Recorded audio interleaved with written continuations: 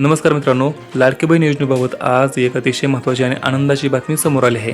लाखो महिलांच्या खात्यामध्ये हप्त्याची रक्कम जमा होण्यास सुरुवात झाली आहे. पण या सर्व घडामोडींमध्ये एक असा प्रश्न आहे ज्याचे उत्तर अजूनही अनेक महिलांना मिळालेले नाही. नेमकं सरकार पुढे काय करणार? नवीन लाभार्थी घेतले जाणार का? आणि ज्यांचे पैसे थांबले आहेत त्यांचे काय होणार? म्हणजे नवीन लाभार्थी म्हणजे कसं, तर नवीन फॉर्म नवीन अर्ज सुरू होणार का? आणि ज्यांचे पैसे थांबले आहेत त्यांचे काय? तर या सर्व प्रश्नाची उत्तरं आपण या व्हिडिओच्या शेवटी जाणून घेणार आहोत. मित्रांनो, राज्य सरकारकडून योजनेची पडताळणी मोठ्या प्रमाणावरती सुरू आहे. त्यामुळे पात्र महिलांना वेळेवर लाभ मिळावा यासाठी प्रशासन काम करत आहे. पण आजचा सर्वात मोठा सस्पेन्स म्हणजे सरकारचे लक्ष आता पात्र महिलांना कोणत्याही अडचणीशिवाय लाभ पोहोचण्यावर आहे.